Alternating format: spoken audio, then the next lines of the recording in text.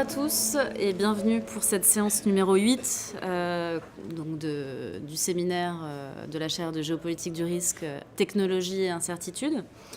Donc aujourd'hui nous aurons une séance en anglais à nouveau, mais je sais que vous êtes tout à fait aptes et à même de suivre et de participer. Donc aujourd'hui nous recevons deux personnalités, deux scientifiques, Michael Dillon et Samuel Weber, qui vont donc aborder la thématique du risque, de l'anxiété et de la mathématisation de l'infini. Alors maintenant je vais passer en anglais. Donc today we will talk about risk, anxiety and the mathematization of infinity. As usual, I will present our guests, and then Peter will present the topic of the day, and I will let the floor to at first Michael Dillon and then Samuel Weber, and we will have a conversation together. So, Michael Dillon, thank you again for coming today. You're Emeritus Professor of Politics at Lancaster University. You have held visiting positions at the Johns Hopkins University, the Australian National University, and Dalhousie University in Canada. You have been a fellow at der Deutschen Gesellschaft für Auswärtige Politik and the Royal Institute for International Affairs. You've also been an academic member of the Defense Scientific Advisor Council in the UK. You have published widely in cultural and political theory as well as international relations, and the theorization of security and war. But today you will address the topic of the seminar from the perspective of your current research, which is inspired by the mathematization of infinity and infinitization of mathematics. Samuel Weber, thank you again for coming. You are the Avalon Foundation Professor of Humanities at Northwestern University, as well as a professor at the European Graduate School in Switzerland, and you are the director of Northwestern University's Paris program in critical theory. You previously taught at the Freie Universität in Berlin, at the Johns Hopkins University and UCLA. You have been well known for your work and translation of Theodore Adorno's work, but also on Jacques Derrida and Jacques Lacan's work, both in the United States and Germany. Your current research concerns the politics of singularity and the further exploration of the Freudian concept of the uncanny, what promises to be particularly interesting in the perspective of thinking about the notion of uncertainty. Peter, I let you. Great, thank you very much, Sarah, and thanks to both of you for coming this evening. Just a few words as a kind of reminder to us and as an introduction to you about the conversation we've been having up to this point. The seminar and essentially the chair which is called Geopolitics of Risk, is really not about understanding the exterior risks that become a geopolitical problem, but rather as seeing risk as the point of view from which we understand the world. So it's not discovering the world and new dangers in the world and then analyzing them in some new or even traditional way, but rather saying, well, risk is the operator, risk is the agent, risk is the subject position from which we look at the world and understand the world and try to understand the impact of this new set of glasses that through which we look at the world in a new way. And up until now, we've had 7 sessions, starting with one on education in the age of uncertainty, artificial intelligence and responsible innovation, uncertainty in international relations, financial uncertainty, environmental crisis and uncertainty, machine learning, and then just last week, law and digital technologies. So all of these, in all of these sessions, we've tried to orient the conversation around what risk as an optics brings to an understanding of the world, the geopoliticization of risk and not the new discovery of risks out there as objective dangers or as objective facts. That's been the starting point, and I think tonight's discussion promises to be maybe the most theoretically overarching one, so it may help us to connect some of the dots that we've been setting up on our map up until now. So really glad to give you the floor, Michael. Okay. To start. Well, thank you, Sarah. Thank you, Michael, for this invitation, and thank you for coming. This will be a talk. It's not a prepared lecture. I'm not going to read a paper. I kind of intuited that this is a seminar, and you've nicely contextualized it for me in terms of, if I can put it back at you, the vantage point, risk as the vantage point for observing the world, and specifically geopolitics and global politics. Okay. So I'm going to introduce what I'm doing with a bit of genealogy, how we got there in that sense, how you got to having risk as your vantage point for observing the world. In part through you, I can say. And then archaeology, that is to say, the structure of reason, knowledge, and precisely a technique of reason which is claims a kind of supremacy, which is that of mathematics, and how these have been changing and how they're structured somewhat differently today. So I'm going to go through a kind of a genealogy first, and then end up at the, as it were, the circular error probable of where this trajectory of history brings me to, which is something called transfinite life.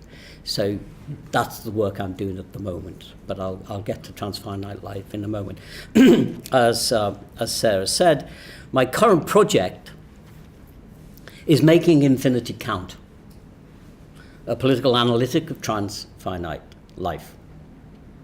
Might help you if I also put that in context by saying that my previous book, my last book, which I think was in Peter's series, it was Biopolitics of Security, a political analytic of finite life. So you see that there's a move here in my research and in my thinking, in my reflections, in relation to security and risk and uncertainty more generally, from finite life to something which I'm calling transfinite life, and that is a gesture towards the project of the mathematisation of infinity and the infinitization of mathematics that's gone on in the last 100 to 120 years, where mathematics, the queen, so to speak, of modes of reasoning, has moved from being a science of quantity to being a science of the infinite. And the question really that this work that I'm currently broaching, it's not done, I'm in the middle of it, so much of it is reflective and speculative rather than definitive, but the question that I'm asking all the time is, what happens when you make that move from a focus on the finitude of life, which I addressed in my last book in terms of biopolitics? I'll say a little more about that, population, molecularization, and digitalization of species existence. But what happens when you move from that to a form of life which is constructed transfinitely, not biologically in terms of species? And transfinite life is the phenomenon I'm exploring, this thought, is the phenomenon that emerges out of the finitization of mathematics and the mathematization of infinity. So this notion of finite life is the sensory understanding of life to be discovered, as it were, in some sense, outside, as a material object or as a sensory object, in the way that biological sciences address biology, or in the way that population sciences address the set of populations called populations of this sort or of that sort. For example, the way in which they do that in insurance, for example. Insurance is concerned with sets of population, young women drivers, young men drivers, old men drivers, and the risks calculated according to what is the data on the propensity of young women drivers to have accidents and kill themselves, what is the propensity of young men drivers to have accidents and kill themselves, and what is the propensity of old men drivers not to have accidents and not to kill themselves, and then to apply their calculations accordingly in order then to be able to charge you a premium for your insurance. Okay, so that's the biopolitics kind of thing. I'm asking, what happens when you move to transfinite life, which is governed by mathematicity? So that's where I want to get to. But the genealogy that gets you there is also a genealogy, I think, that perhaps begins to put in context and explain why it is that risk becomes a singular vantage point for the observation of current and contemporary politics, economy, commerce, and social relations. And it goes back to the beginning of the modern age, as most things do. Let me begin then by saying that there is no finite quanta of uncertainty and risk. Uncertainty and risk are a function of the relations that form within social formations. And uncertainty and risk became significant points of application with the development of modern politics. Prior, and Sam will have a bit more to say about this, I think, later, but prior to the formulation of the notion of risk, prior to the formulation of the notion of political uncertainty allied to risk, were things like fortuna, luck, and so on. So it's when the modern age begins to formulate how to problematize politics, government, and rule, as well as how to problematize and formulate its understanding of truth and rule by addressing itself not to an ons creatum, not to a biological creature which was created by God and meant for everlasting life, but begins to address the finitude of human being and to begin to specify the nature of human being as finite existence, whose principal concern is with its security, with the securing of that finite existence through a manifold of different ways, as if that securitization was a consumption good that individuals pursued and sought to acquire for themselves. So this is a process of subjectification of individuals as finite creatures driven by securitization, a kind of Hobbesian interpretation of politics, both local and global, and a institutionalization of that subjectivity and of the discourse of its appetite for securitization on the grounds that it was finite, that it existed in an uncertain world, and that the way in which it was able to deal with its uncertainty and its risks were varied, partly through social contract and state formation, but also through a whole variety of governmental practices, sometimes encouraged by the state, sometimes introduced by the state, supplementing the sort of social contract of the state to provide security for those finite mortal individuals, the defining feature of which was their finitude, was their mortality. And the defining driver, it was said, amongst those individuals and the social formations that they constituted was survival. But there were other developments going on which weren't to do with geopolitics and weren't to do with raison d'etat, weren't to do with the structures and practices of the state, but were to do with the simultaneous commercialization and capitalization of social and economic formations at this time, 16th through to the 18th century, in which that understanding of the individual as a securitizing node in a network of other individuals similarly equal, seeking security, sometimes in cooperation, sometimes against each other, and so on. Commercialization and capitalization began to develop and offer other modes and other techniques of securitization.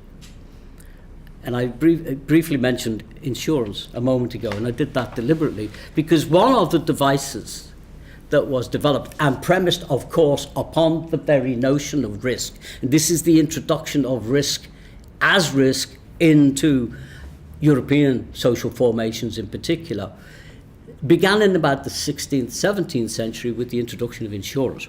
Not as a state, with one exception, important exception, not as a state practice, but as a commercial practice that began to develop and extend as commercial capitalism evolved in the 16th, 17th century.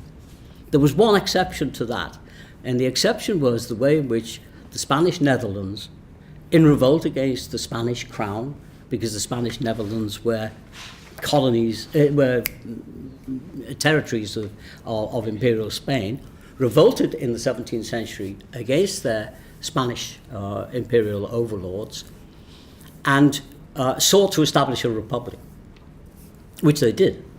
and conducted an extensive and prolonged war against Spain. And you can't fight a war unless you can finance it. And de Witt, who was the head of the nascent republic of the Low Countries, the Netherlands, de Witt introduced annuities, which they sold to the bourgeoisie of Amsterdam and Rotterdam to finance the war. And this was, at the time, seemed both a useful financial device for securing the money to fight the war, as opposed to taxing the population, sold them an annuity, and an annuity is an insurance policy, it's a life insurance policy. And this worked in the first instance very well until it collapsed, because the way in which they sold the insurances, which were risk, as it were, life insurance, risk protection insurances, they concluded that they should sell them to the bourgeoisie, the burghers, who were by and large middle-aged, by and large wealthy, could afford the annuities, but by and large were closer to mortality than younger people. They didn't have the time series data on the population and the life expectancy of the burghers. So they sold the burghers the annuities on the grounds that the burghers must have been the safest option to sell these risk-based policies to. But of course they didn't have the apparatus of risk analysis and the time series data they would need in order to do the risk analysis. And what happened was many of the burghers died, and the annuities had to be paid out, and the scheme collapsed because the government fell in to financial crisis because it couldn't afford to pay out on the annuities. The outcome of which was that there were other reasons for this, but the outcome of which was that there was a revolt against de Witt, and de Witt was captured and hung. So I'm not quite sure what lesson you want to draw from that, but that's one of the very earliest occasions in which two things relevant to your seminar emerged. One was how risk becomes a vantage point from which to observe, in this instance, what was a geopolitical phenomenon, which was the war of independence of former colonies against an imperial power. And of course, that war of independence was supported by other competitors to Spain. So there were complex geopolitical formations going on at that time, and reformations, as well as the emergence of a different form of subjectivity. That is to say, a subject of risk, as opposed to a mere subject of fortuna, a subject of risk, but a subject of risk for whom the apparatus of risk calculation and the necessary data to back up that risk calculation didn't exist, but began to be formed. And so we move from the 17th century through the late 17th century to the beginning of the amassing of the time series data on population and on life expectancy, which was being amassed not initially by the state, but by commercially driven, what would we call them? Well, population statistic analysts. At that time, they were called political arithmetic. It was called political arithmetic, gathering data on populations, density of populations, life expectancy of different populations, male, female, children, and so on, which was being acquired as an epistemological exercise by statisticians, emergent statisticians, and eventually by corporations and commerce that realized, partly with the problem that the Witt had got into with annuities, that this was an interesting development to take the vantage point of risk and then to monetize it and commercialize it as a way of raising revenue, either revenue in terms of profit or in de Witt's terms or in the state's terms, revenue in terms of ways of financing warfare as opposed to taxation, and ways of financing warfare, if it was successful, through annuity selling and taking advantage of being able to commercialize and monetize risk, had the advantage additionally, not just of raising the money, but of avoiding having to raise taxes. And one of the problems with raising taxes is you alienate the population. as the French crown began to discover in its war of global dominance with the British Empire in the 18th century, when the British Empire generated money for its war making through financial devices, including risk, and other ones like the institution of the Bank of England, but that too was based upon a risk assessment when people were invited to buy shares in this new venture called the Bank of England. So this business of looking at social, economic, and political formation from the point of view of risk, and then acquiring the data and acquiring the statistical and other epistemological techniques required to analyze the data, and then positioning individuals as subjects of risk, as well as individuals with an appetite for risk or for risk aversion, began to emerge.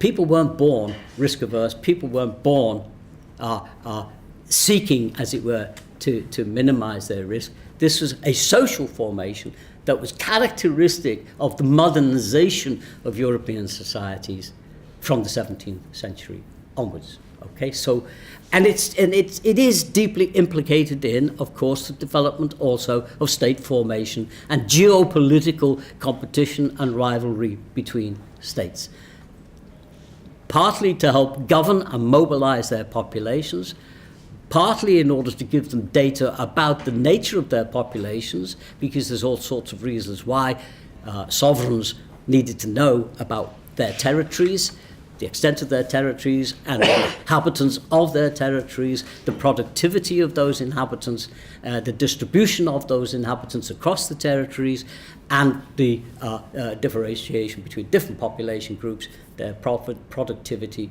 and their life expectancy.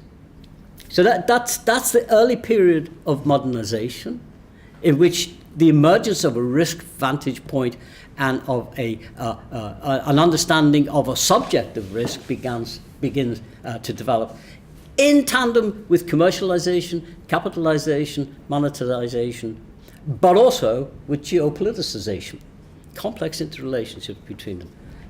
I'll tell you one brief little illustration of that.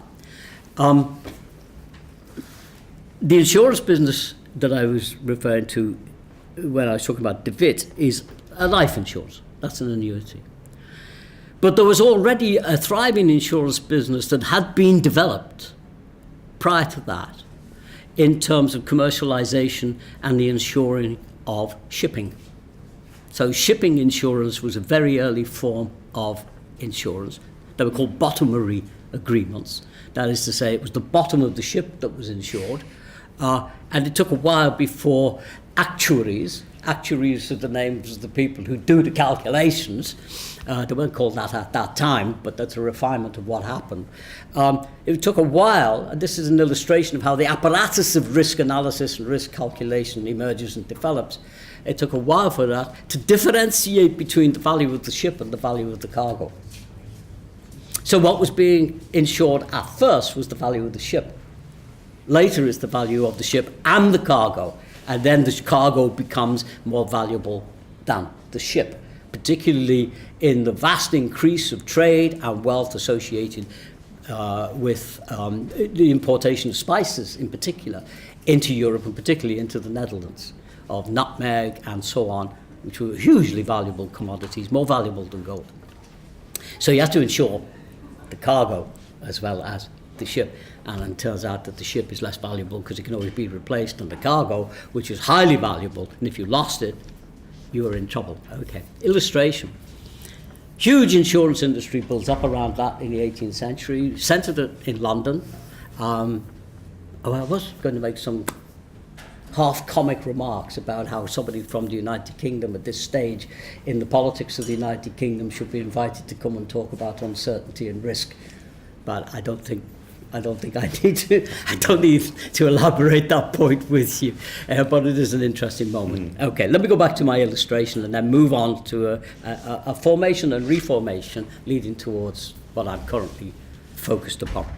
But now we are still dealing with finitude here and the ways of monetizing and working finitude to raise capital, but also to raise armies and fight wars. And there's an intersection. Here's another illustration of the intersection. The De Witte example is an illustration of one sort of the intersection between geopolitics and risk. This other illustration concerns Lloyds of London, which became the primary insurer of maritime trade. Peter knows where this is coming from because it's coming from a former PhD student of mine that you know very well. And Lloyds of London developed such a fantastic informational network to support their insuring of ships worldwide so that they knew where ships were. They knew what cargoes they were carrying. They knew when they left port A. They knew when they were calculated to arrive safely at port B. They knew if something had happened on the way, because there's a huge amount of commercial shipping going on globally. Lloyd's is insuring most of it, and its agents scattered around the world provided it with a fantastic informational network, superior to anything that the British state actually had at that time in fighting global maritime wars of global competition for global dominance with the French. So Lloyd's and the British Admiralty struck a deal. The British Admiralty needed to know where French ships were, because part of the war against France was maritime based and concerned blockade of French ports, in other words, interruption of French shipping. But it was Lloyd's that was actually insuring the French ships and cargoes. So they struck a deal with Lloyd's. Lloyd's would provide their intelligence information about the locations and deployments of French shipping to the Admiralty, so that the Admiralty could more precisely target the kind of French shipping that it wanted to take down and take out, but not so much of it, or not so particular ones that would damage Lloyd's commercially. And that was an informal deal that was struck between them. Another illustration of the intersection of the two. So what's beginning to happen here is that the emergence of the state as a political, geopolitical calculating subject is already, from the beginning, intimately involved in the construal and the administration and the management of individuals as themselves private subjects of risk, involved in commercial ventures which are offering risk-based commodities like insurers in order to facilitate commercial expansion and trade, for example, but at the same time also to facilitate other aspects of war making. You can't fight wars unless you know that you've got young men between the ages of 16 and 25 who are not dying of all of the kind of diseases that they would ordinarily pick up in the slums of Paris or the slums of London. Okay? You need to know what population you've got. You need to know if they're able-bodied. You need to know where they are, and you need to know how to mobilize them. Population statistics. There are other reasons behind population statistics also to do with taking a census every 10 years. Became a politically significant factor, particularly in the United States, where it gets enshrined in the Constitution. So the state becomes a risk-based operation in its geopolitical operation and its geopolitical discourse of competition and rivalry and so on. But it's intimately allied to commercial developments and monetization of risk, based on finitude. So it's not we're not talking just now merely about health insurance and life insurance. Though I have to say, the last time I looked at this and compared the figures for life assurance, I think the figures were in the late 1990s that I looked at. Something in the order of 4 times as much money. This, I know, skipping from the 18th century, just projecting ahead at what happens here. Something like 4 times more money was spent in OECD countries on life assurance alone than was spent in national defense budgets. The biggest provider of security is not the state. The biggest provider of security is Swiss reinsurance, is Munich reinsurance, is the big insurers. But that insurance, that security, which is a neat way of kind of getting you to think somewhat differently about the nature of security. That security is a complex phenomenon. It's not merely protection. It's not a kind of security that is what I have called in the past prophylactic security. Insurance is a form of security that does not prevent things happening to you. It's not based upon putting a barrier around you to protect you from accident, harm, or hurt. It's you acting as a certain kind of commercially driven, risk alert, subjective individual, taking out an insurance against the likelihood of an accident or a hurt. Yeah? So that's not prophylactic. That's a different kind of security. It's not the kind of security that Hobbes says the state offers. It's not the kind of security that ordinarily dominates the geopolitical imagination. But it is vastly important to one of the other primary motivations of state formation and geopolitical competition, rivalry, and stabilization pacts, and that is to make populations governable. Insurance makes populations governable because it is itself not just a commodity you can buy. It's not a commodity that protects you from anything. It's a commodity that promises if an accident happens to you or if you die, then your successors will benefit from the death.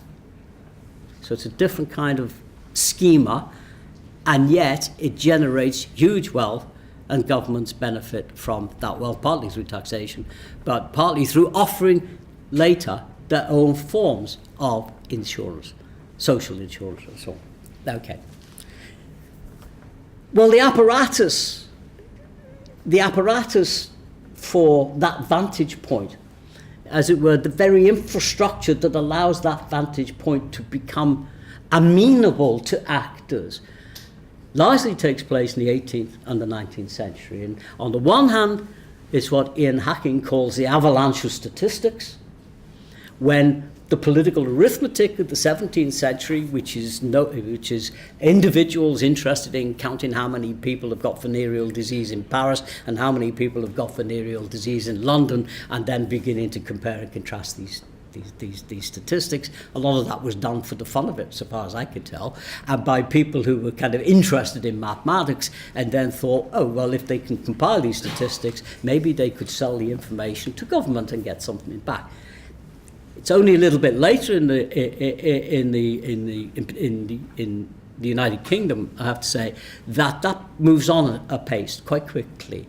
When William of Orange is invited to become King of England in 1688, and there's a revolt in Northern Ireland and the island of Ireland as a whole, and William takes an English-Dutch army to Ireland, which has always been in a colonial relationship with England, and conquers the revolt and puts it down.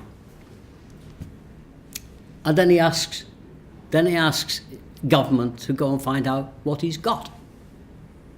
He had no idea what he'd got. He'd got this territory that was now united, about to be united, with England. He didn't know the size of the population. He didn't know the productivity of its agricultural base. He didn't know if it had any manufacturing industry. And you can't tax if you don't know any of this. And you can't govern if you don't know any of this. So there was a massive survey done, called the Down Survey, I think it was called, which was like a Doomsday Book. I assume you're familiar with the Doomsday Book, which was William of Normandy, 1066, conquered England and immediately did his same kind of appraisal. What had he got once he'd defeated the Saxon king? And that massive survey that William of Normandy introduced, William I of England, that massive survey was known as the Doomsday Book because every hamlet in the UK was itemised in the book so that William could figure out, what have I got? Why? Well, because then you can tax it, then you can improve it, then you can differentiate between this sector and that sector, then you can see what's more productive, why it might be more productive, and so on. So you begin to gather that data, and the avalanche of statistics that classic book by Ian Hacking documents, is the extent to which the acquisition of statistics about population becomes a major science in the 18th century. And without that infrastructure, you can't do risk analysis. You certainly can't effectively commercialize it and monetize it as discovered. So the acquisition of statistics, time series data on our lives and so on. If you go to an insurance company, I'm looking at healthy people. You're looking at unhealthy people, okay? So if you go to an insurance company, your risks in terms of health risks are minimal relative to your age and so on. But the one thing the insurance company will ask you is your family history. And it's the acquisition of family history and data about family history which is the backbone of health insurance. So when I went to the doctor with a problem, and about 20 years ago, and the doctor simply asked me about my family background. And the family background of the Dillons is that everybody dies of a heart attack. I had no symptoms, I had no problems, but he asked me about that, and he said, I don't like your family history. He wasn't an insurer, but I would have had to go to him for a medical checkup. That wasn't why I'd gone, but if I'd have wanted health insurance, I'd have needed a medical checkup by him, and that was the kind of thing that he would ask. And then it turns out I have a long family history of heart disease, and that's bound to manifest itself, and insurers know that at some point. And therefore, they can issue that doesn't mean to say they won't insure you. It means to say they'll just charge you more for your insurance premium. Okay? But you've got to get the data.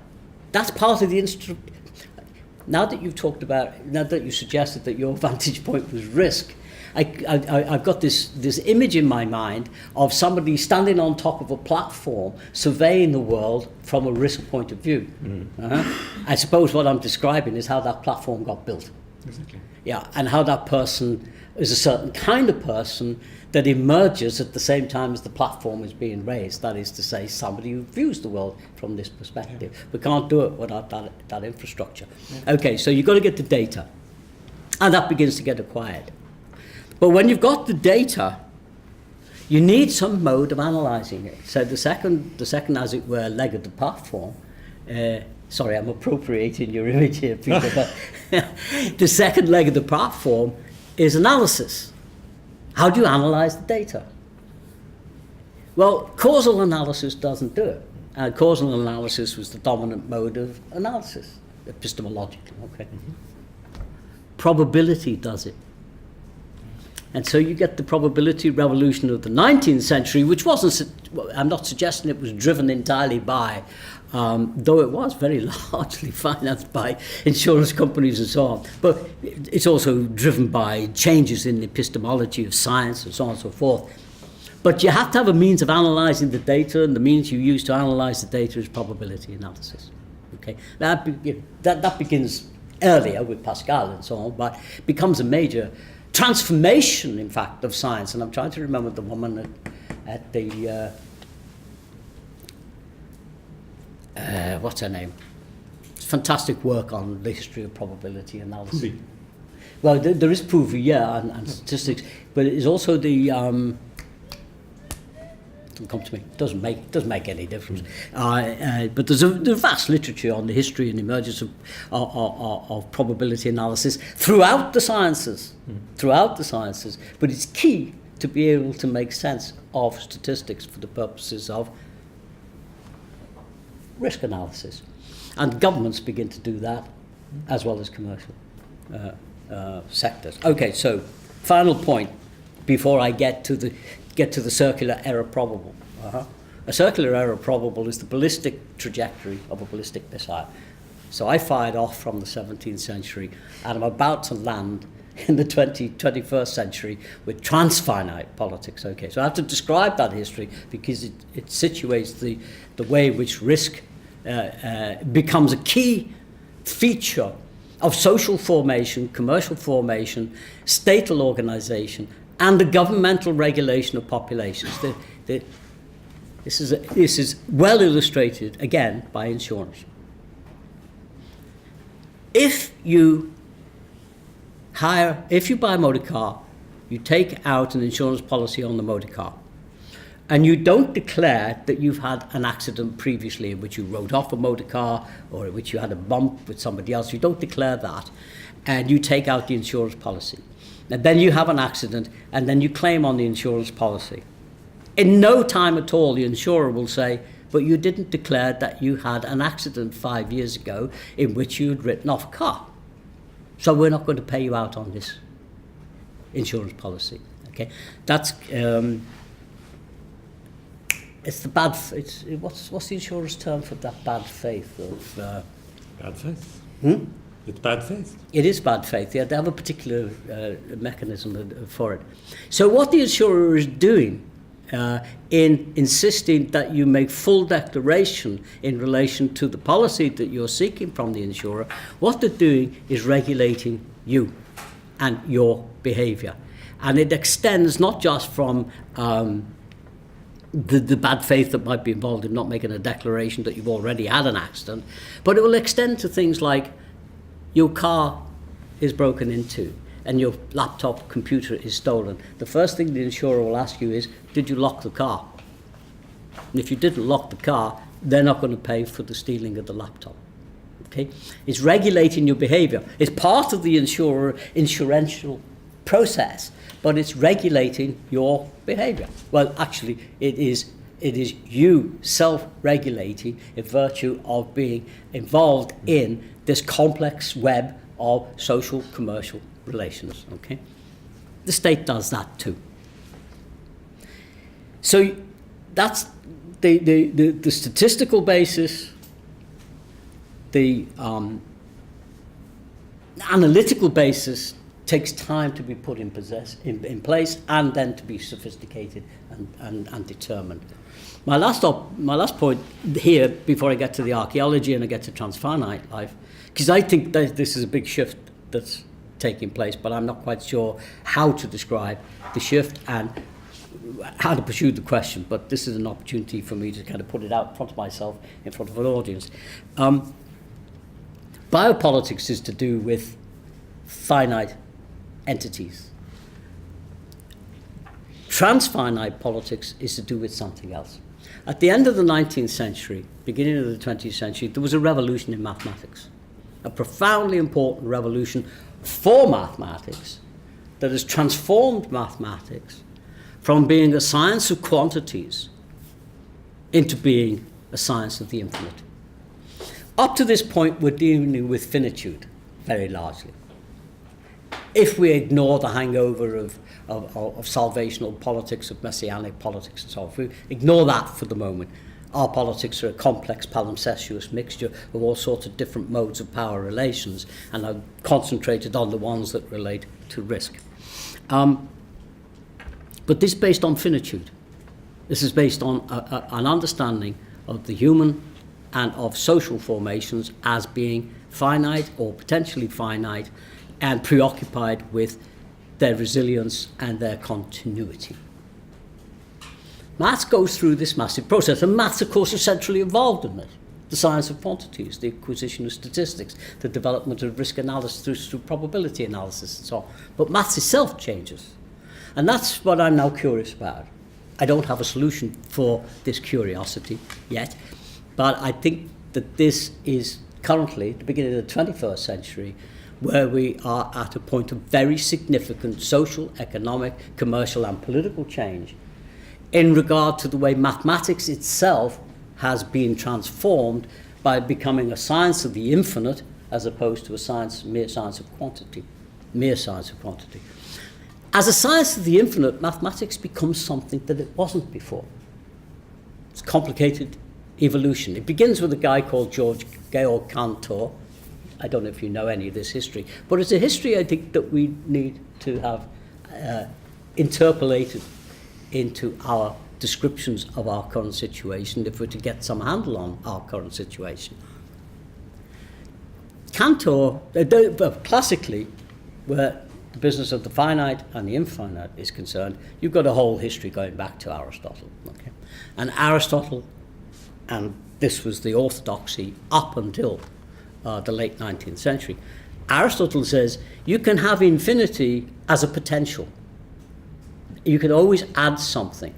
say to natural numbers, 1,000, 1,122, 1,001,223, da-da-da-da. You can always add something, and therefore infinity is only ever a potential. It's ad infinitum. But that itself is really quite interesting. So the human beings are ad infinitum, to say they're finite, but you can always add more to them and extend their calculations, as opposed to actual infinity. Now Aristotle says, well, you can't encounter an actual infinity. It doesn't show up, as it were, as a sensory object.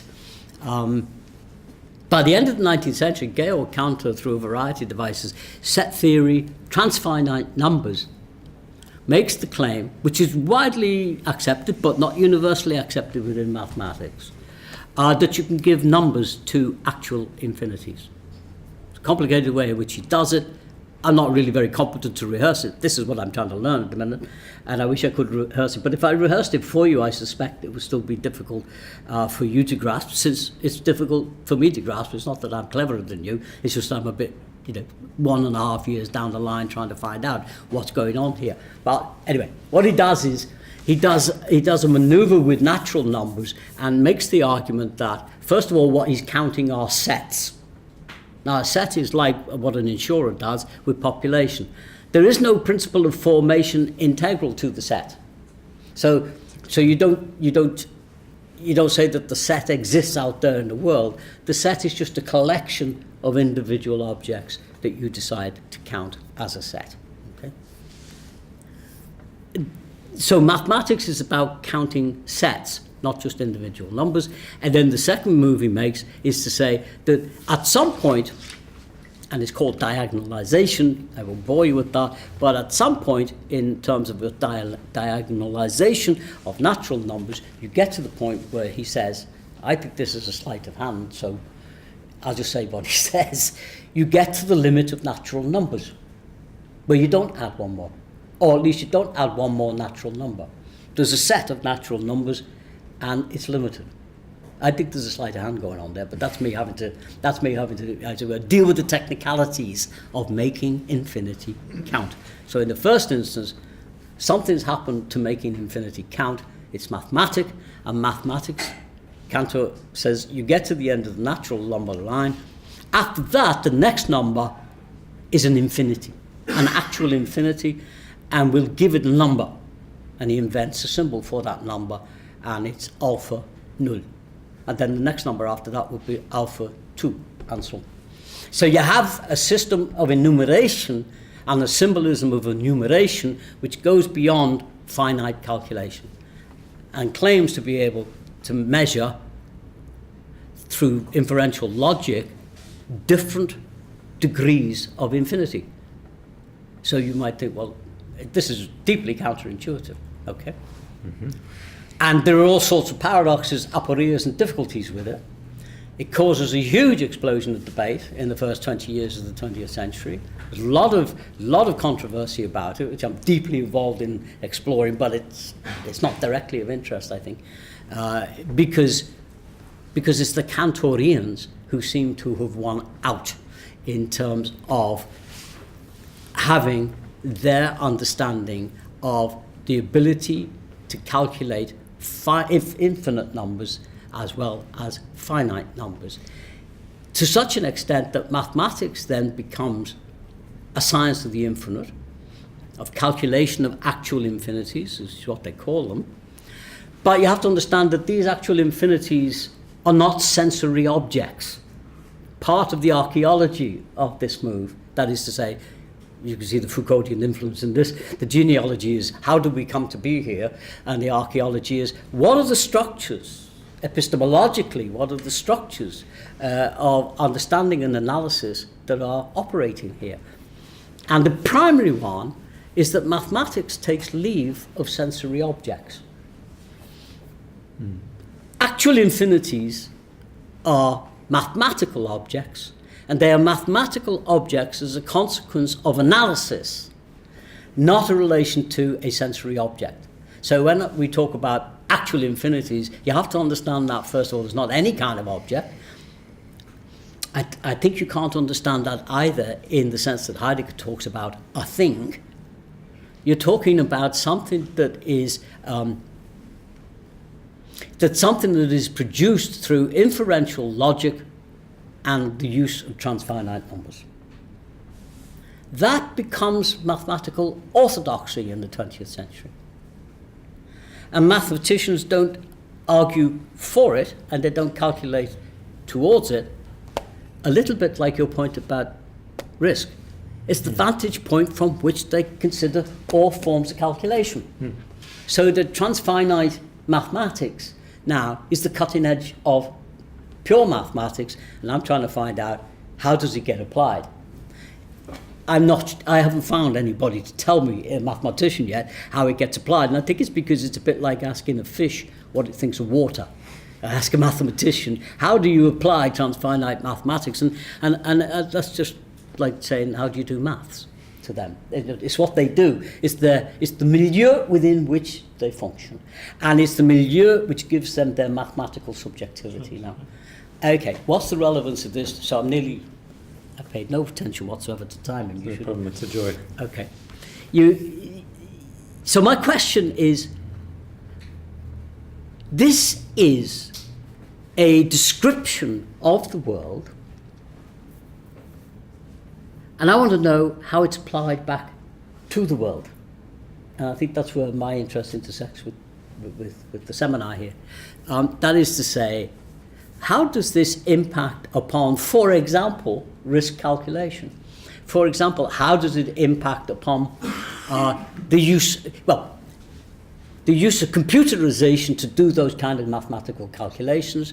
How is it deployed and employed, for example, through algorithms, and algorithms that create algorithms, which create algorithms, and which then check on the consistency and the accuracy of the algorithms that have been created?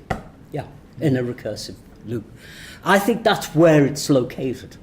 And it's there, I think, that it has or must begin to have an impact upon your area of concern, which is actually to do with a mode of reasoning, because that's what risk analysis is. It's a certain example of modes of modern reasoning, and mathematics is a mode of modern reasoning that is, as it were, the queen of modes of modern reasoning. Makes a claim, used to make an ontological claim that the universe was written in mathematics, and so mathematics can decide. They don't make that kind of claim. Some do, a kind of Platonic claim, but most essentially just arguing from the point of view of already being at the point where they can count actual infinities and then put those recursively back into their other calculations.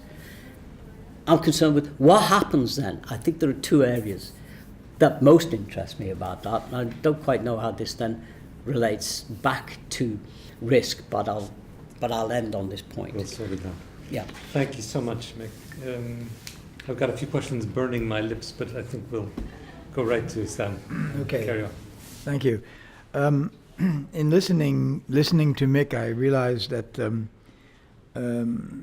what interests me and what I'm able to speak to today is not so much risk as in any sense, a self-contained object, but as an experience. So I think what I'll be actually talking about a bit is what I would call the experience of risk. In many ways, it links up with many of the things that Mick Dillon has just described here. Although I have to admit, as a non-mathematician, that the problem for a non-mathematician trying to understand the experiential consequences of the actualization of infinitude in mathematics may be a little bit like, reminds me a little bit of the famous boutade of Wittgenstein, who said, if a lion could speak, we wouldn't understand it. In other words, Mick has often said that he's had great difficulty in getting mathematicians to enter into dialogue with him. And I think some of that may be because the practice of mathematics may not be translatable into non-mathematical, or at least in any simple sense, into non-mathematical experience. That was obviously, in a way, one of the things that was involved in the 19th century with the debate about the intuitionists and non-intuitionists that emerged after Hilbert. So I'm going to be talking a little bit about what I understand is involved in the experience of risk, and it in many ways is parallel to the genealogy that Mick was giving us, because it seems to me that risk is a historically relatively recent both word and perhaps also phenomenon. Mick indicated this when he spoke about fortuna. Up until, let's say, the 17th century, generalizing, these are all simplifications, of course, one could think in terms of good or bad fortune, or in religious terms about fate and so on. And at a certain point, which I would tend to identify with Luther and the Protestant Reformation, a sea change takes place, a very fundamental takes place in the relation of human beings to the world and in the perception of time. And it's interesting that Mick mentioned both the revolts in the Netherlands and the financing through the annuities and so on, because that enables me to make a contrast that one of the things that marks this shift would be a shift from the notion of indulgences, which is what Luther in the Theses began by protesting, namely being able to finance the constructions of cathedrals and the activities of the church through selling indulgences that would reduce the time in purgatory that one were to spend. The shift from that to the notion of annuities and precisely the insurance and the whole world of insurance and annuities, which are connected with the fiasco of DeWitt. And you could see the dangers in there. Now, underlying that is, it seems to, and this is all a huge simplification, but it's a simplification which, in my work at least, has proved, I believe, fruitful as a heuristic means of analyzing a great deal of different phenomena. One of the main things that Luther challenges then in the Catholic Church is the question of how grace and salvation can be attained, and the indulgences is just one example of that. And this is known in the history of theology as the Luther's attack on good works. Luther claimed then that it was not good works in the sense of planned, intentional activities, not just individual, but administered, for example, through the institution of the church, materialized through indulgences and the Mass, confession, and so on, that could bring about salvation. But it was faith alone, solo fides, solo scriptura, and so on. And faith was conceived then of as a rather enigmatic entity, because on the one hand it's so internal and located in the singular individual that one can never be sure that one has it. It can't be something that you bring about by volition. It's a gift, if at all. And the effect of this notion of sola fides was to greatly devalue the ability of human beings to control their destinies, and above all, ultimately to deal with what I take to be one of the ongoing and persistent horizons of risk and its relation to danger and its relation to anxiety and its relation to insurance, and that is the fear of mortality, the fear of that which exceeds all possible imagination, namely that I or will not be or am not. In other words, there's been a great deal of this various discussion on this. It's not something that is amenable to any sort of easy representation. You represent the death of others, but you can't really represent, your own non-being. You're always going to be in a position of an observer, pointing to a scene. You could have a scene and so on. So this now. It's the fact that this sea change connected with the Protestant Reformation, and as you may or may not know, Max Weber in his famous book on the Protestant ethic said that had there only been Luther and not Calvin, he would never have written the book that he had written. Why? Because the Calvinist modification of Luther allowed for material success to be a sign of election, whereas in the case of Luther that was excluded. There was no way that any kind of phenomenal evidence could be a sign of grace, and grace involves, in some sense, giving meaning to mortality. You see, grace means that one is mortal, one is sinful, one is limited, but there is something afterwards. Something comes after that, and so on. There is some meaning to it all. So, what I want to suggest is that and this is something that you have in a very indirect way discussed in Walter Benjamin's book on the Baroque mourning play, badly translated as tragic drama. There's nothing tragic, according to Benjamin, about the so-called Trauerspiel. It's a mourning play. That the Baroque, and I know that Mick is very interested in this as well, the Baroque then is the period in which this struggle between a world in which human and institutional activities can in some way control the future or have influence on the future, particularly of singular living mortal beings, and cases where that is open to doubt because of the fact that there's only faith that is the decisive factor, and faith cannot be commanded, cannot be produced by a human volition.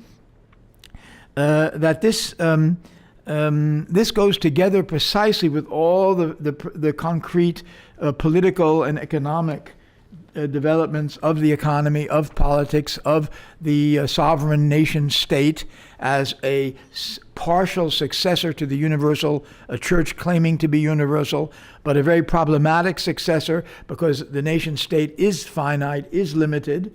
And Hobbes is, of course, the one who then formulates that most radically as the mortal god, the Leviathan. This opens up a new experience of temporality, of time, and I was very interested in preparation for our meeting today. I came upon a very interesting article that's available on the internet by the German philosopher of systems, namely Niklas Luhmann, you may have heard of. And this is called, you can download it, it's called Modern Society Shocked by Its Risks. It was produced at the Department of Sociology at the University of Hong Kong in 1996. And Luhmann, coming from quite a different perspective than the one that I have, nevertheless points to a number of characteristics of risk that concur with the perspective that I'm trying to develop. And one is, he says, risk becomes a pervasive experience and principle almost of social organization when the experience of time is such that the past and the present and the future are no longer in a continuity with one another. So in other words, your reflection on what has happened, the traditions, and your experience of the present as an anticipation of the future are radically discontinuous. And of course, the most famous philosophical example of that is Descartes. The Meditations of Descartes were saying, everything that we've been taught to rely on must be put into question, and the only thing we can rely on is that in the process of reflecting, that at least we have some, I am in thinking about it. And in other words, this rupture in the sense of time and space, time as being in any sense a meaningful continuum, mortal existence having meaning, and spatial differences being in some way transparent in their structure. All of this, it seems to me, encourages what one could call the experience of risk as an inevitable response to what can be seen as a kind of conundrum. Now, this is the point that I want to make here. I'm going to try to be brief because we have a lot to talk about in what Mick said, and it's in a way much richer than anything I can say here. But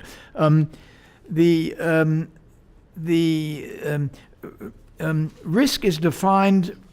For example, if you look in Wikipedia for a simple definition of it, they say risk entails the possibility of losing something of value. I mean, that's one aspect. It's obviously not enough. There's another. Risk can also be defined as the intentional interaction with uncertainty, potential unpredictable, uncontrollable outcome. Risk is a consequence of action taken in spite of uncertainty.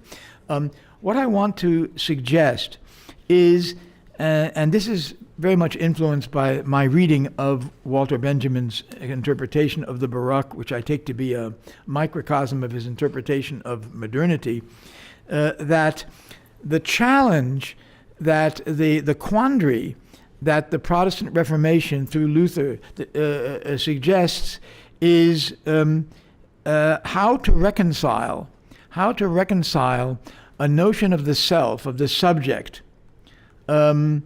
with this radical discontinuity that arises when the expectation of some sort of teleological continuum can no longer be relied on, but the demand for it remains. The way I formulate this in work I've been doing, I try to talk about something I call a monotheological identity paradigm.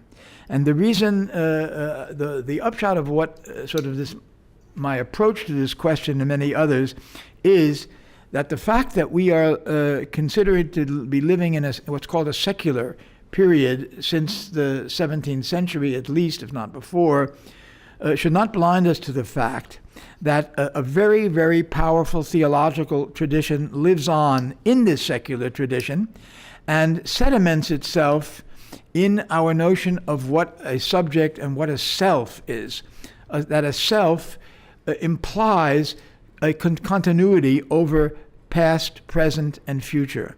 In other words, in cases where memory loss is so disrupted that this continuum can no longer be sustained, you get something like the loss of what is considered to be a self. And the reason I find this important is that when risk is defined as a possibility of losing something of value, what I want to suggest is that maybe the most valuable element that is being experienced being threatened in the experience of risk is a sense of self-identity derived from what I'm calling the monotheological identity paradigm, by which I mean, and this I have a question then for Mick here after this, by which I mean a sense of self-identity that is very much modeled on a supreme being that is only itself and that is itself above and beyond spatial and temporal variations. In other words, in Exodus, when Moses asks God what his name is to be transmitted to the Israelites, God simply says, I am who I am, or it's translated otherwise as I am who I will be. There are different ways of translating the Hebrew. It's the I am, you see, that is the basis of this this dreamed of, this desired unity of singularity and universality, of singularity and permanence, you see. And I think one can make the argument, at least, that the experience of risk and the effort, which means always, in our society at least, the effort to dominate it. You don't just experience risk, but it's risk management, it's risk analysis, not just as a neutral, but as a way of control. It seems to me the notion of control is implicit in the notion of risk, you see. Risk is not just uncertainty. Risk is the ascertainment of uncertainty in the horizon of overcoming it, at least to an extent, through probability, through calculation, through the various institutions, political and economic and social, that for example, that Mick has mentioned there. This is useful for me in trying to explain what I take to be the rather obvious self-destructive behavior of various important economic, political figures. I've written a little bit about, you remember Bernard Madoff. The case of Bernard Madoff is very interesting because this is someone who could have had a perfect success without doing the things that he did, that, as he admitted, were almost certain to lead to his undoing at some point. And recently we have the case of, it's more complicated, Carlos Ghosn, you've all read about, being now imprisoned in Japan for, wanting to add, to avoid declaring his wealth and so on, for the Japanese taxes and so on. In other words, the unlimited, what is often called greed, the unlimited desire for power and wealth, that is very much a characteristic of our world today, I take to be an extreme aspect of the experience of risk as a threat to an identity that is based itself on a denial precisely of finitude and mortality, since it is intrinsically, it claims intrinsically to be able to stay the same over time, essentially, rather than to acknowledge its own limitations and so on.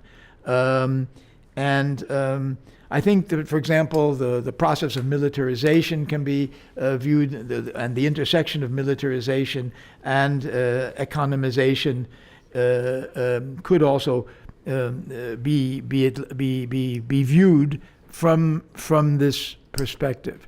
So I guess again, the question I've already put to Mick and that emerges from here is this: that I completely agree and am fascinated by the project of trying to explain the algorithmization that is more and more taking over not just risk management, but in general social life today, through the idea of the mathematization of infinitude and the infinitude of mathematization. But I would like, what I don't understand exactly is how this relates to the question of, which he's already dealt with in many ways, but the experience of the finitude of life in the tradition, which I feel to be at least a very powerful tradition, not universally perhaps, but certainly of what we call the West. Because when I speak of a monotheological identity paradigm, that that is meant to describe a very, very large geopolitical and historical tradition, but not a universal one, in the sense that monotheism is not universal. And so the question is, to what extent is this formation, the sense of identity, based on a monotheological creator God, limited to a vast but not universal cultural and political entity, and to what extent could there be possible alternatives to it? And I don't know whether the mathematization of infinity is both. My sense is that probably it will, as many other things, could work both ways, both to strengthen the self-destructive processes, but perhaps also to offer an alternative to them. But I don't know. That would be a question I would want to put to you. So I'll stop here. Wonderful. Thanks so much, Sam. Thanks to you both. Could I maybe just add an ingredient to this cuisine, and then let you go at each other, go at whatever you'd like? I mean, in this seminar, we've talked a lot about digitalization. We've talked a lot about artificial intelligence and about big data and algorithms. There have been 3 sessions on this. It's kind of been the state of cultural studies where we've kind of put the accent. Of course, digitalization is about counting. And it's about counting in a finite way.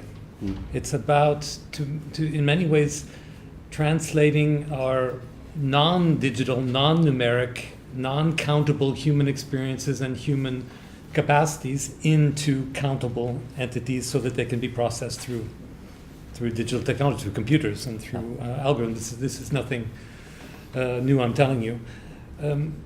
But what I'm wondering is about the ethos of this. Is it a return? Is the trans-finite life a return? Is it a correction on the ways we've gone astray in our exuberance for finite life through digitalization, counting everything that can be counted, and making that the baseline for understanding ourselves, understanding each other? Is this a return to something more non-countable, more spiritual, more cultural, more soft and woolly that we had at some time before the age of digitalization? I mean, that's one kind of question. Or is it sort of moving beyond and transcending the entire question?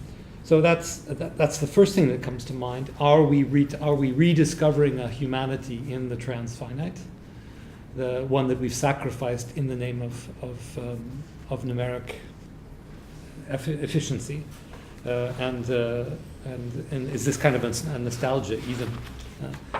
And I think, and I just the very last thing that Sam said inspired me to even ask this question, and it's of course the Hindu origin of the concept of zero, which in Indian culture doesn't mean nothing; it means everything. It's the all. It's the zero because it's the sky. Yeah. So with that comment, I could.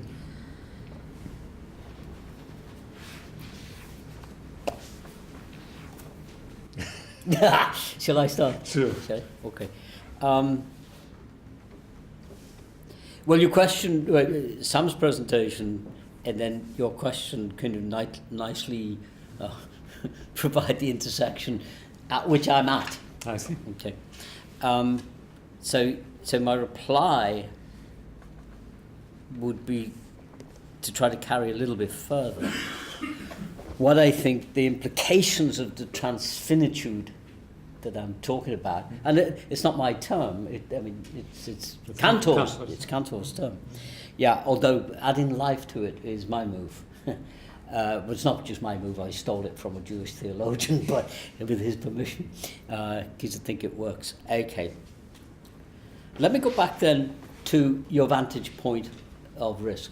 Okay, and the way in which I suggested that the infrastructure of that vantage point is, as it were, built on 3 legs.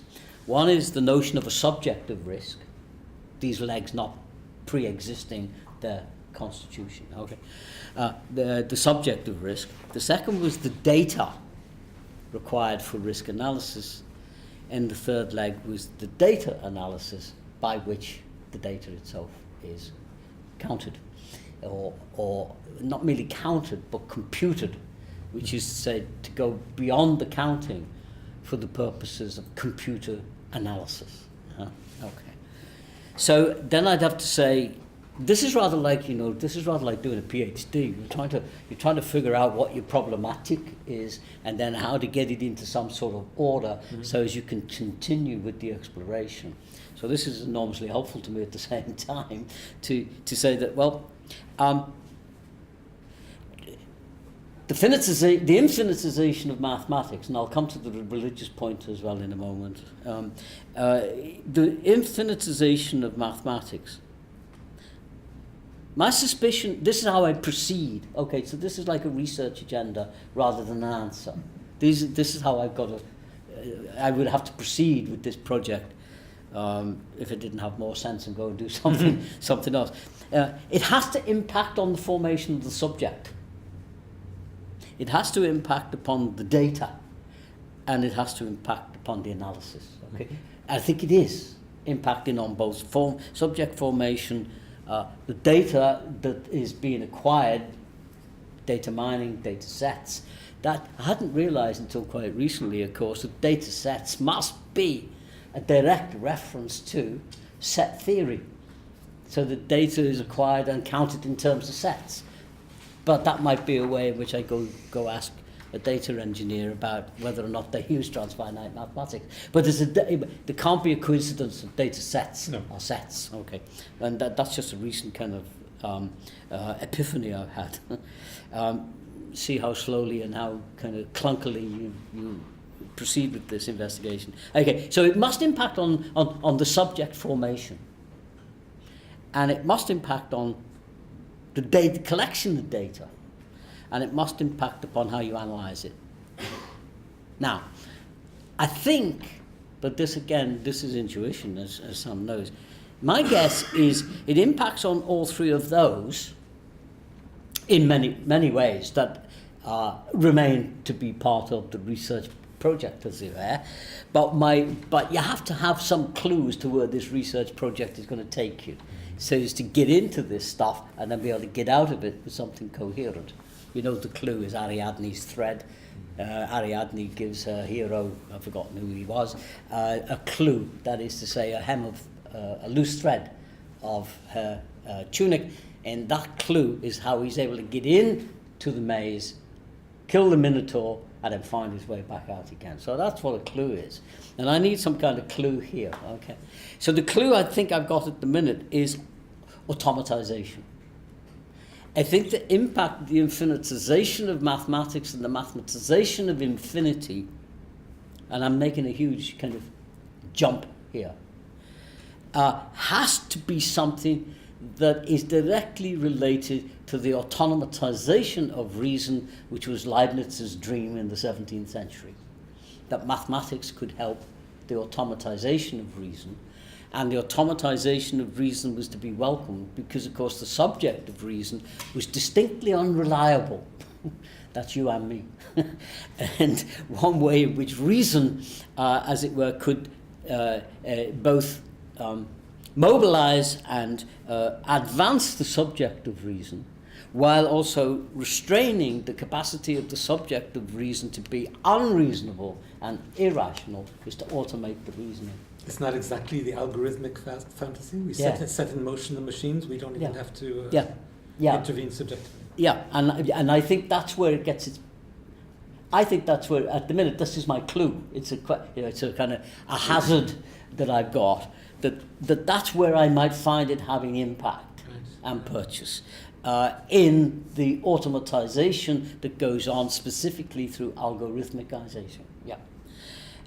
There will also, now where it impacts the subject of transfinite risk or transfinitely managed risk calculation, because I think it has to change the perspective of risk in terms of its not just standing on a platform observing, but as a mode of practice. Presumably, it will impact risk in these three areas, because there are three infrastructural areas of risk. How it will impact the subject, I don't know. What kind of subject rises out of this? An automated subject, because the automatization of reason, of course, is the prior stage to the automatization of intelligence. I draw a distinction between them, but they're intimately linked, and so this links to the automatization. And they're actually converging quite quickly. Are they? Good. Yeah, we need to talk more, and I need to come over here and talk to you about this. Yeah, that's my instinct. And the nature of the subject caught in that interchange and intersection has got to change, because they are changing their understanding of the modes of operationalization of reason, and we are in some degree constituted as subjects of reason. But if the reasoning business is changing, we will change our subjects. And I have other thoughts about that, but that's the first response. The second response is to go back to the religious one, and then I'll come to Sam. Is there's a definite theologico-political kind of gloss or inflection in this transfinite mathematics, and I'm not so sure it's going back in the way that you've kind of phrased the question to to get the topic on the table, and that's what you're doing. But there's definitely there are two locales. You probably know this anyway, but let's repeat it. There are two locales in which there is a theologico-political or theologico-mathematical moment. The first is with Cantor, who talks about actual infinities and their enumeration through transfinite mathematics, and the ability then to, as it were, proceed with the calculation of them and proceed with what happens after that. Okay. But there's something called absolute infinity for Cantor as well. So actual infinities are mathematical objects where mathematics has taken leave of the sensory and is driven by analysis. Except for absolute infinity, which is God. Right. And Cantor is a fideist. Okay? And that inflects his whole presentation of transfinite mathematics. Now, I'll just call that a moment that I need to go back to in his the biography and see what more I can make of that. But where I think it really gets interesting is with the mathematician who's the most famous mathematician of the 20th century that Sam's already referenced, which is David Hilbert. Okay, so Cantor puts out this potential transformation of mathematics, ontologically, epistemologically, and in terms of the very understanding of what maths consists in. What is maths? And Hilbert is convinced by this, with qualifications, because there are a variety of aporias, there are a variety of paradoxes and inconsistencies that arise in the logic that Cantor is laying out. First pointed out by the philosopher mathematician Russell at Cambridge, and then others. And these paradoxes, aporias, and difficulties get axiomatized out. And this is something about mathematics that I'm not struggling with it. I'm kind of in awe of the way in which they can create a rule that rules out something that's inconvenient to them. They quite literally call it an axiom. But it's part of the automaticity you were talking about before. Yeah, that's right. Yeah, it compounds that. Yeah. And once these axioms are kind of started, they're called as Zermelo-Fraenkel axioms, are built in, then these rule out the fact that these paradoxes can arise. They say, okay, so there's certain kinds of size of sets you can't have, and this kind of thing, so that the basic structure operates without aporia and contradiction, although not quite. I'll come to that finally. Not quite, because then you get Gödel, and then you get Turing, and then then you've got, I think, an opening towards other difficulties that impact uncertainty and risk of the sort that we haven't experienced before. But I'll come to that in a moment. Okay, so David Hilbert is fighting a great fight, as Sam gestured towards it, in the early part of the 20th century over the future of maths. And he is contesting the intuitionists, many of whom were French, I have to say, some of whom were Belgian, and some of whom were German. Weil, Brewer, Poincaré is deeply sceptical, and then up to and including mathematicians like Jean Cavaillé. Okay. And he's contesting them because they're contesting how to understand what Cantor has said and how to operationalize it mathematically. Okay. They like a lot of what he's said, but they don't buy that this is a kind of ontological move. In the way in which it begins to get presented. They don't buy the Platonism that's often inherent in its reception, I have to say. Okay, so David Hilbert is a great defender of Cantorian mathematics, and his 10-point program for maths, which very famously stated, is essentially a Cantorian program with qualifications. And after he's issued this famous lecture, he ends by saying, nothing will drive us out of Cantor's paradise. So there's a theological reference directly what to make of it. You could just say it was a kind of exuberant response, it was a rhetorical response, but I don't think so. There is a kind of theological inflection, but it may. But you know, theological inflections are many and different. So it may not be the theological referent that Sam's described as the monotheological one, but it might be, and clearly I think you're implying that it is a monotheological referent, that you are in a position to be able to come. Yeah, I mean, just simply to schematize. The idea is that the expulsion from the Garden of Eden, the way back directly is blocked, but maybe not the way, maybe not the west way. The west, the east is a cherubim with a flaming sword barring the way, but the other way through reflection, through recursivity, and so on. And this is a fairly it's not an idea that I invented by any sense, and you have it in various forms. A literary form is Kleist's famous essay on the Marionettentheater, the puppet theater, where he describes that and so on, through this kind of self-consciousness and formulation and returning. Yeah. So I take that. I do take that quite seriously.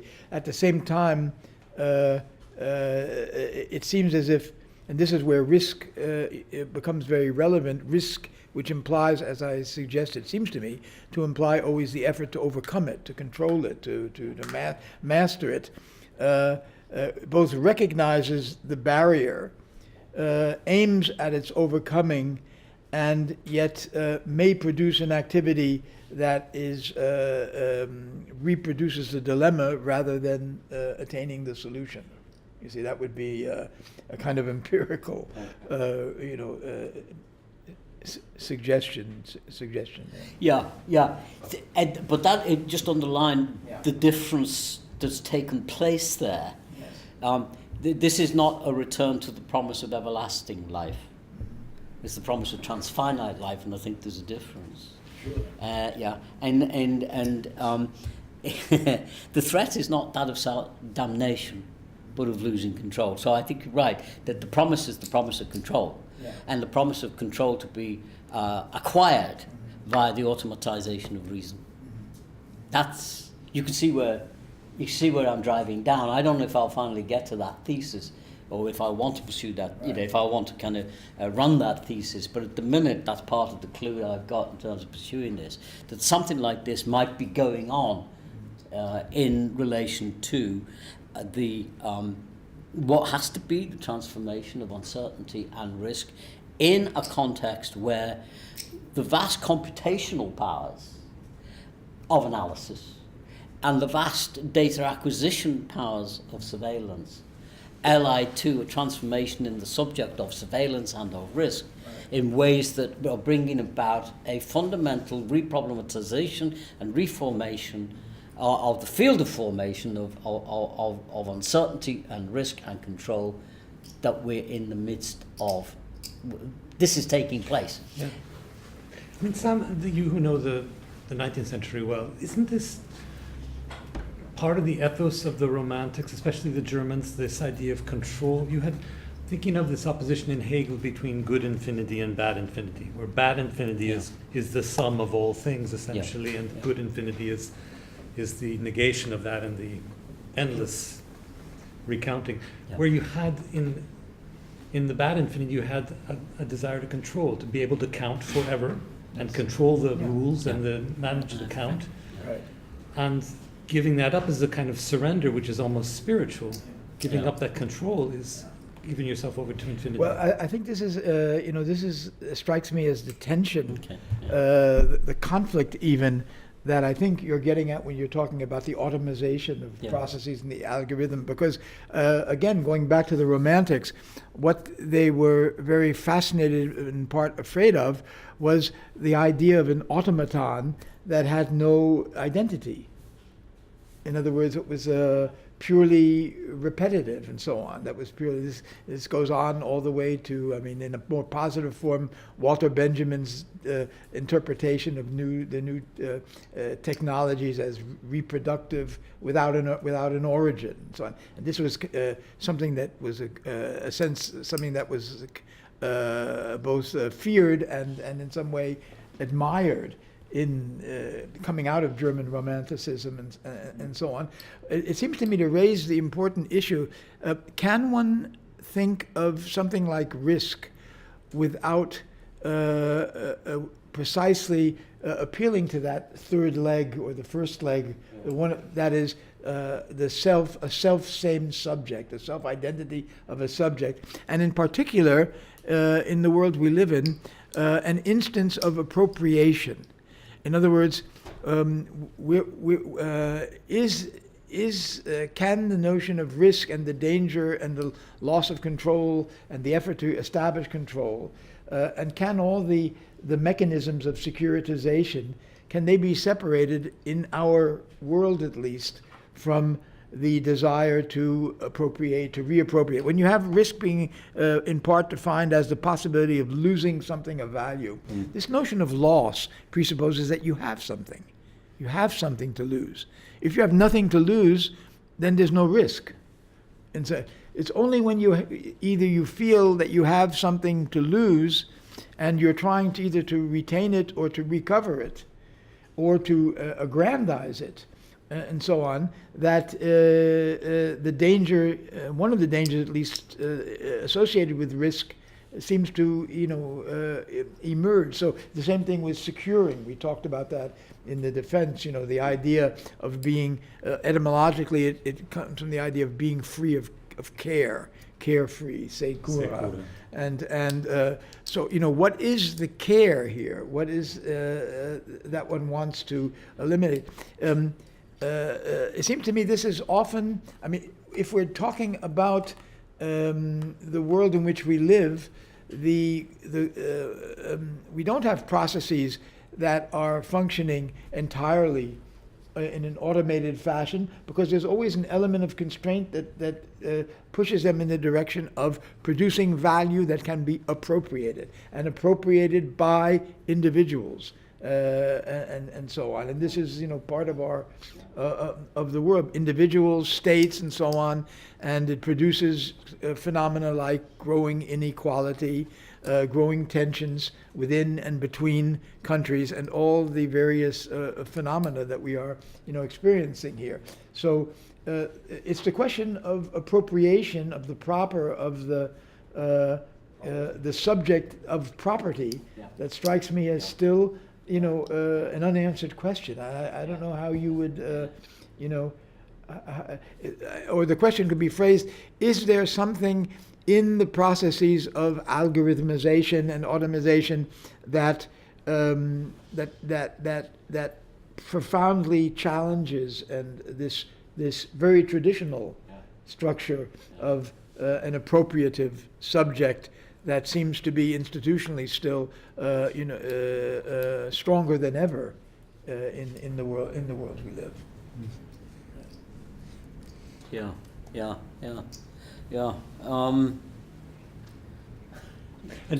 Sorry, Peter.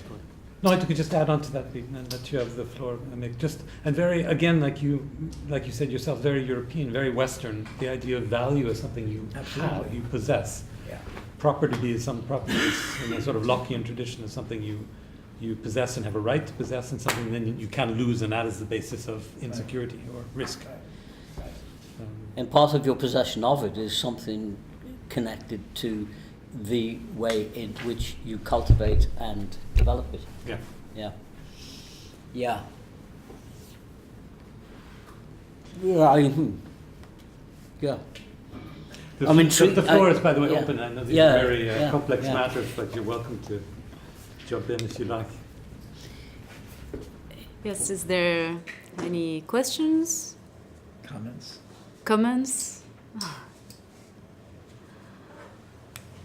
I know that sounds very technical, but I'm sure you can find a way. Well, Yeah, you're welcome.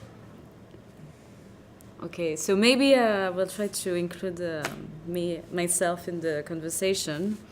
I was very interesting to listen to you about the notion of discontinuity, actually, because we haven't spoke so much yet about discontinuity since the beginning of the seminar, and I think it's actually a very relevant notion when we want to think about uncertainty and risk and all the consequence. So I was wondering how you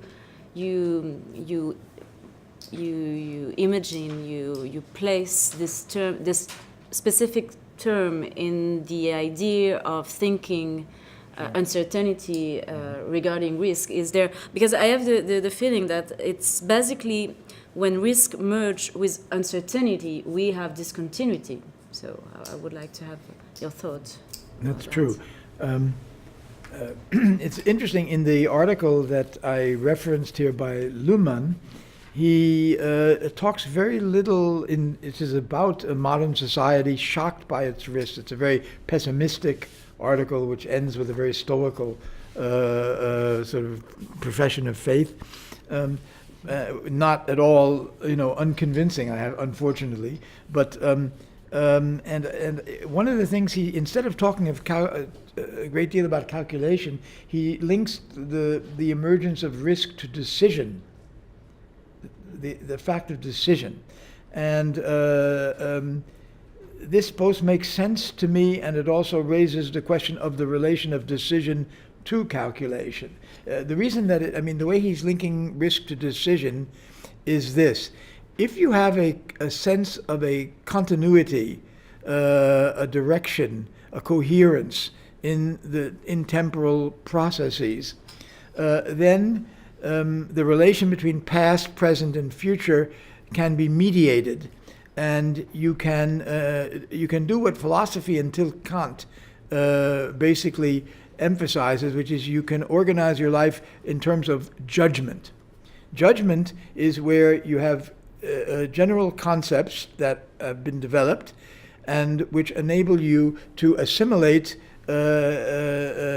phenomena that you experience by subsuming them under their generality. So this is a microphone, this is a bottle, and so on, table, white, and so on. And Kant, in the third critique, which is where he discusses the critique of judgment, or the power to judge, says, we are, however, confronted in nature with so many various phenomena that there's no possibility of our being able to recognize them all and subsume them all under our existing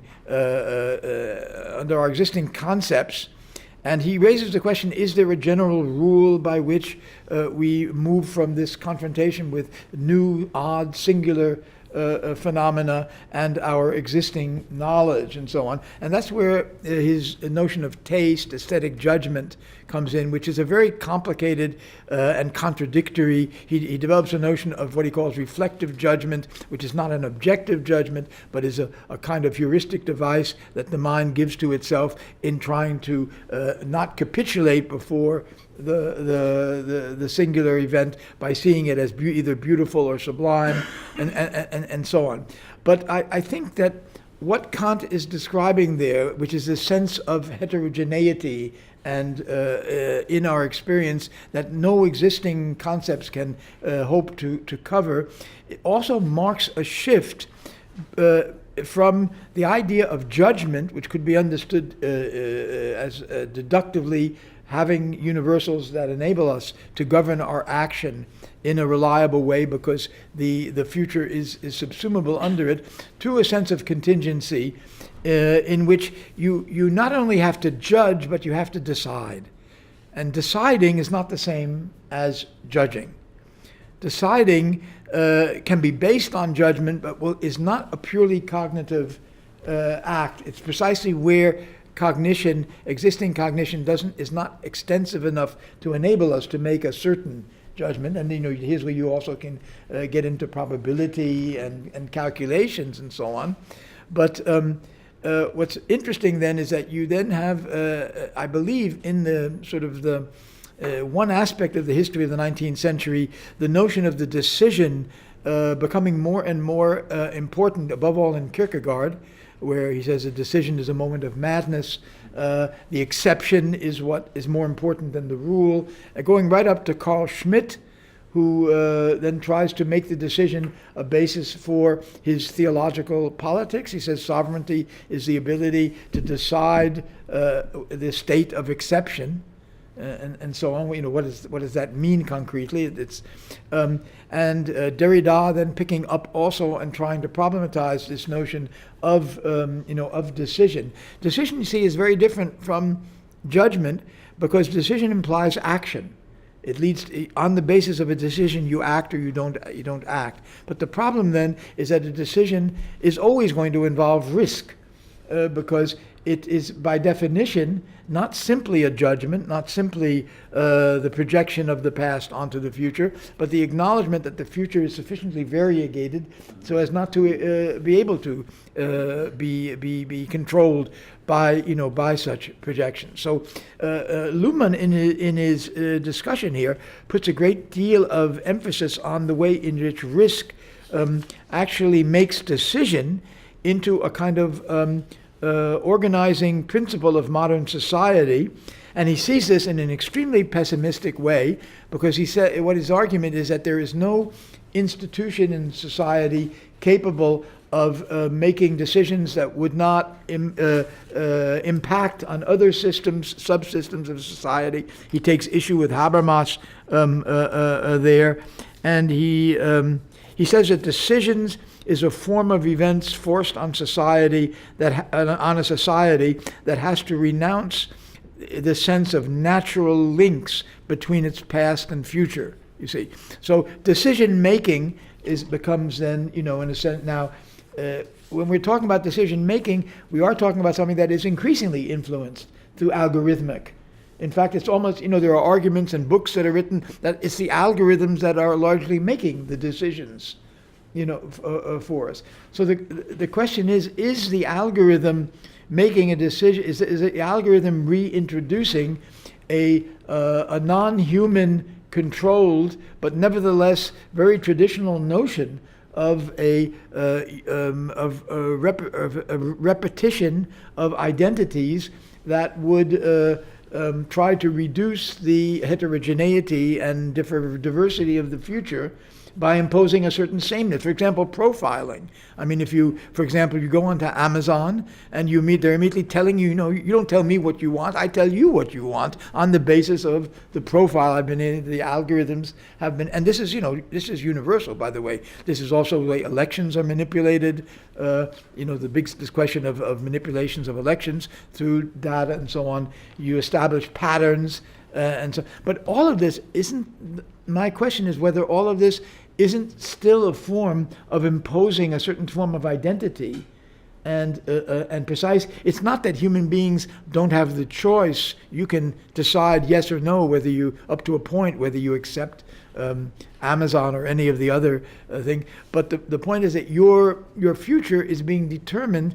as a projection of your past, you see, as a projection of, and this has great implications, if you see what I mean, for the world we live in, for the way things are conceived, and so on. The future then becomes an algorithmic projection of the past. This is the profiling, and this is why profiling has can have such a negative aspect. Although there are obviously useful things in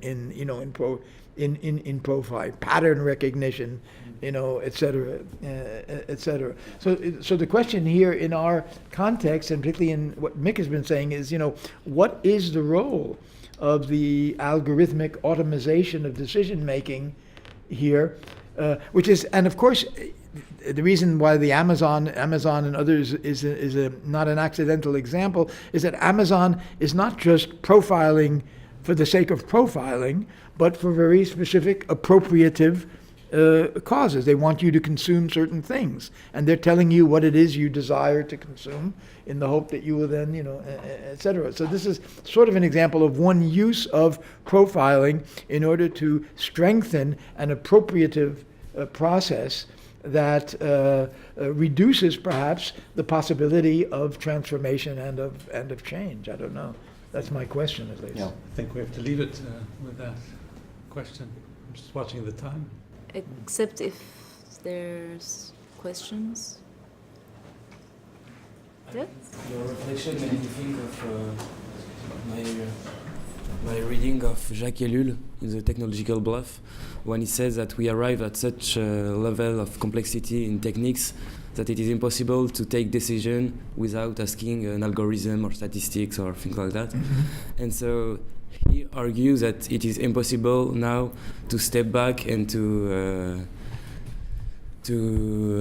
prevent more risk from, because he thinks that the automatization of government, asking algorithm what to do, will lead us to more risk because it will lead to more complexity.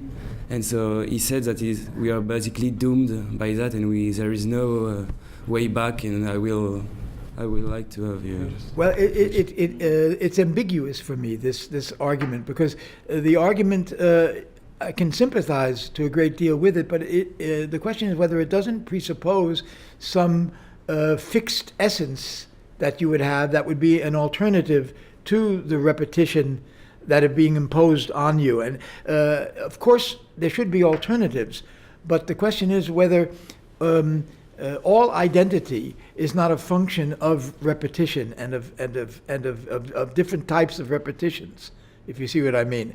And that the possibility of, for example, algorithmic repetition might have the possibility of making you aware of desires and tendencies and fears that you otherwise don't want to acknowledge either. I don't want to see it just the man against the machine, if you will, in that sense.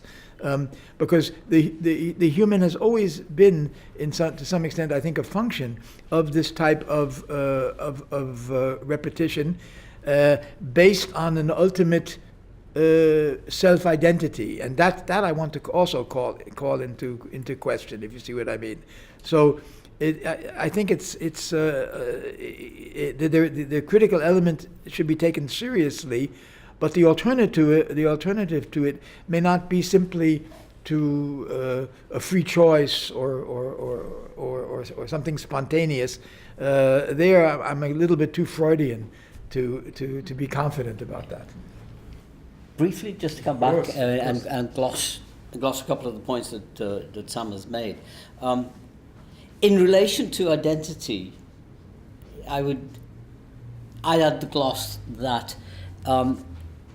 It's a certain understanding of identity that may be getting repeated.